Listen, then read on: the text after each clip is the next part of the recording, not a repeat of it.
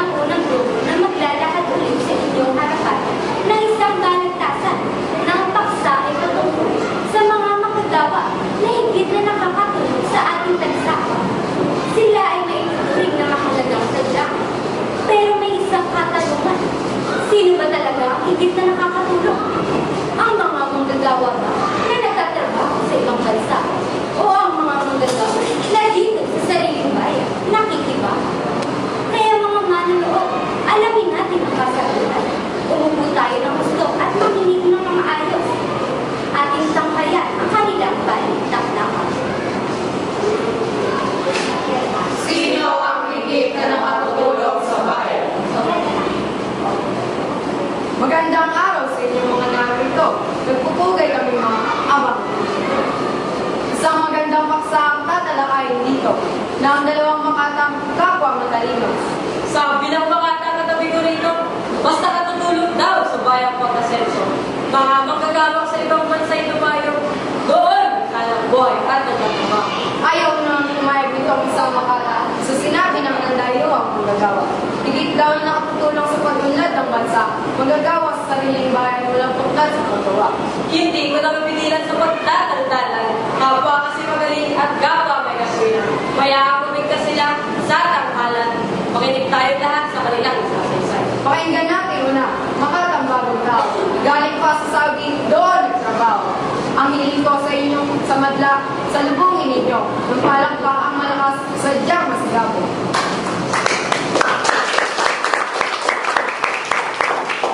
Magandang araw po sa lahat ng narito. Ang pinagagala, sapagkat pinibigyan nyo na dito sa tanghala ay makapaglaan ako ng ilang paniniwala sa mga sa malalim sa doon. Tumanap na mabubayan sa masipag na pagawa. Tapos, Ang init ng araw, di ko almana. Basta't ang pamilya ko'y mabuhay ng masaya. Pag-uwi ko rito, dami ko yung tulyan. Ako sa bayan ng pag-alam, aking inaalay. O di ba nakatulong sa pagpundan? Ito ba ang ginawan? Iko-iko tulad, nakikita sa paggawa. Sa hangad na malunasan, ang pagdaranta. Pamilyang bayan ko ay nagtambala. Pagdaro, nalunasan sa pagkulkan.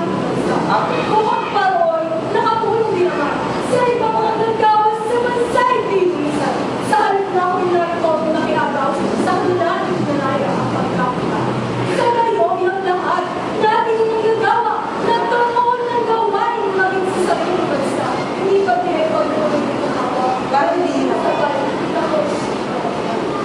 makatang katabi ko, kanina ka pa nagpapigil. At kung mariin ko'y sadyang di na mapapigil. Kaya't bayaan ninyo, bayat kong binigilin. Makatang pangalawa, ina ko. Ang unang mamatay sinalubong ng palakpakan na sadyang mainit, masigabong palakas. Ang hiling ko rin sa inyong lahat-lahat, masigabong palakpakan sa pangalawa ay ikaw. Magandang araw po sa inyong lahat-lahat. Maraming salamat po sa inyong palakpak.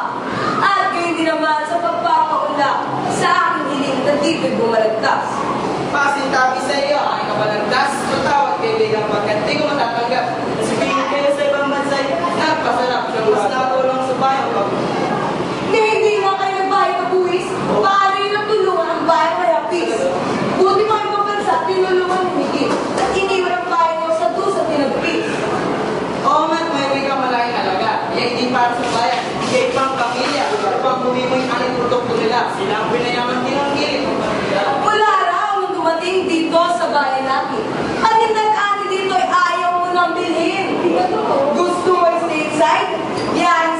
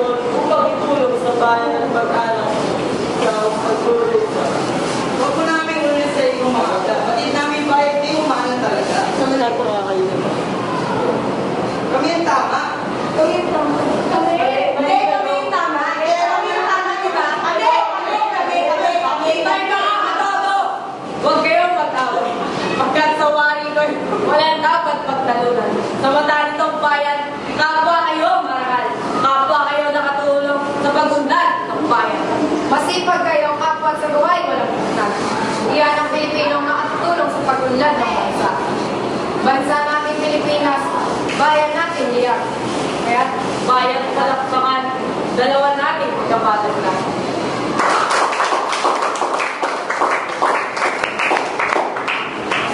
Ating tunghayan ang dalawang payo. Ano ang masasabi niyo? Ang mga Pilipino ay likas na masisipag, matatalino at malikhain din tayo. Kaya kahit sa panig pa ng mundo magpunta sa sariling bansa man o sa ibang bansa pa, gamitin lamang ng natin ang tama. Tayo mapapakinabangan ng wasto. Maganda dito magtrabaho sa sariling bansa. Hindi ka ba mapapalayo sa iyong pamilya? Kahit maliit ang kinikita, panatag naman ang ating kalooban dahil kapiling natin ang mahal sa buhay.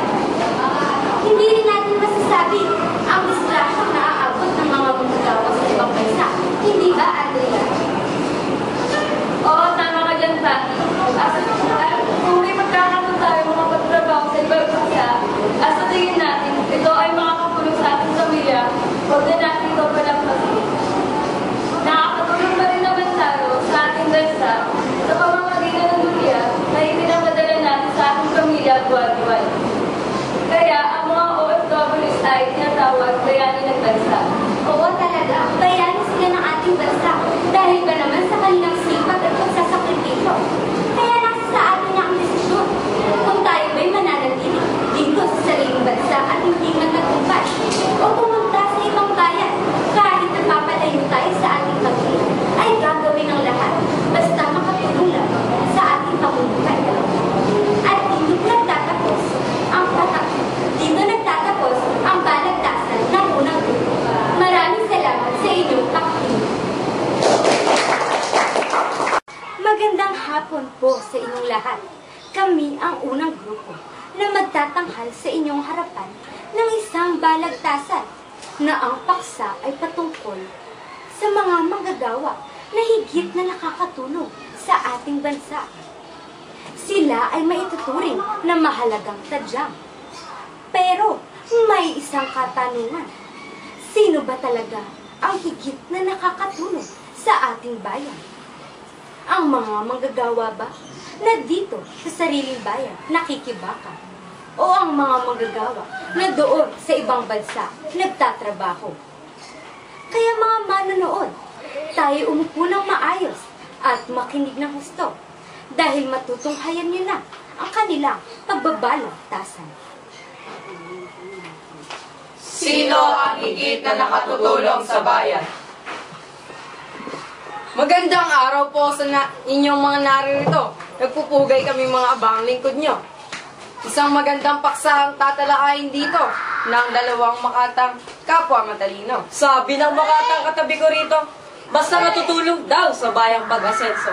Mga manggagawang sa ibang bansa ay dumayo. Tama. Doon naghanap buhay at nagtatrabaho. Ayaw naman pumayag nitong Hindi isang talaga. bata sa sinabi ng nandayo ang manggagawa.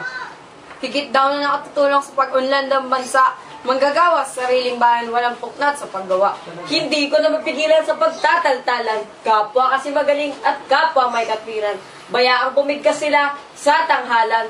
Makinig tayong lahat sa kanilang isasaysay. Pakinggan natin una, Makatang bagong tao. Galing pa sa Saudi, doon nagtrabaho. Ang hiling ko sa madla, sa lubungin ninyo. Ng palakpaang malakas, sadyang masigabo. Magandang araw po sa lahat ng naririto. Ako'y nagagalak pagkat pinigbigyan nyo na dito sa tanghalay makapaglad ako ng ilang paniniwala at mga patotoo. Sa malayong Saudi, doon ako nagmula. Humanap ng kabuhayan sa masipag na paggawa. Ang init ng araw, hindi ko alumana. Basta't ang pamilya ko'y mabuhay na masagana. Pag uwi ko rito, daming uwindulyar at riyal. Nasa bayan at mag-anak, aking inaalay. O di ba't nakatulong sa pag-unlad nitong bayan? Inuwi kong dulyar na kinita sa paggawa. Sa hangad na malunasan ang pagdaralika.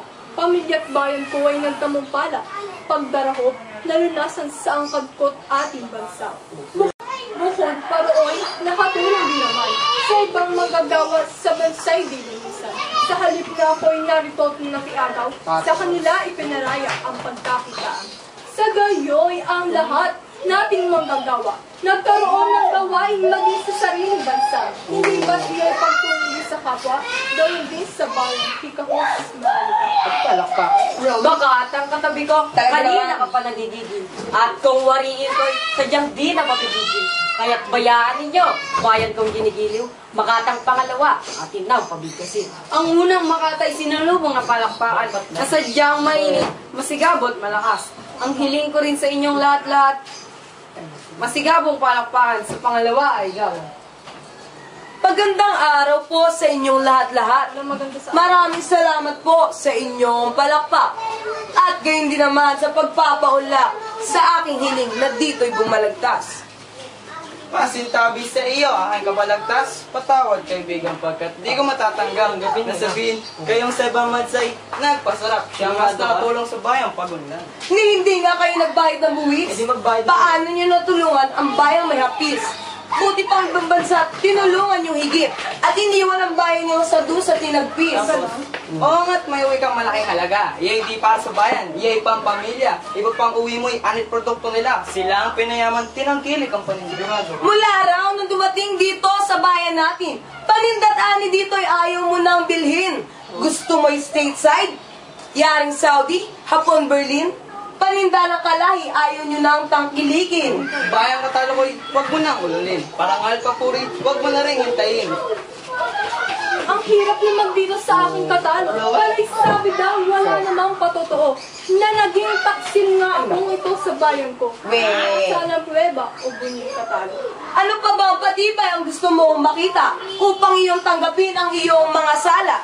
Di ba totoo ang bayan iniwan sa Saudi nagpunta upang wika mo nga'y humanap ng libong pera? Humanap ako ng pera roon upang itulong sa bayan at mag-anak. Asan? Kahos nagdurusa. Huwag mo na kaming ulunin sa iyong abla. Batid namin bay, di mo man. Oo, ano? Kasi ang sabi ko sa'yo, kami tama. Kasi kami. Kami nga kasi mga katoto, huwag kayong mag-away. Pagkat sa wari ko'y walang dapat pagtalunan. Sa mata nitong bayan, kapwa kayo marangal. Kapwa kayo nakatulong sa pag-unlad nitong bayan. Masipag kayo kapat sa gawain, walang puknat. Iyan ang Pilipino nakatutulong sa pag-unlad. Bayan nating Pilipinas, bayan nating liyag.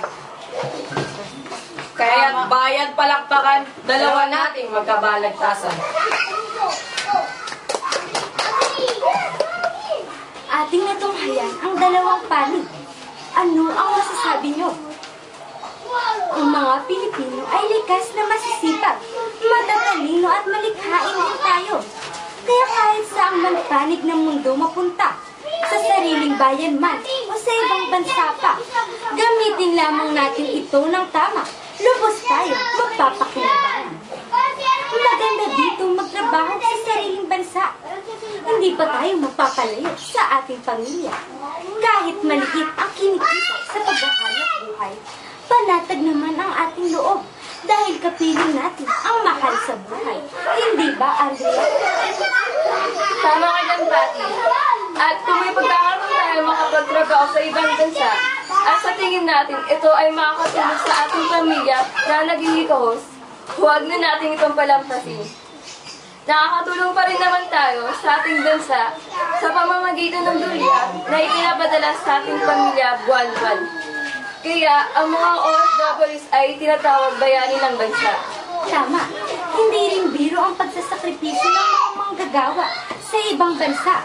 Alam nyo namang lahat iyon, hindi ba? Kaya may katuring talaga sila matatapang ang katuwarang bayani. Kaya nasa inyo na ang desisyon. Kung dito ba sa bansa na lang magtrabaho at maging matagumpay. O pupunta pa kayo sa ibang bansa kahit mapalayo sa pamilya. Dahil nga gagawin niyo ang lahat para lang umunlad ang pamumuhay. At dito, nagtatapos ang aming pagtatanghal. Maraming salamat sa inyong pakikinig.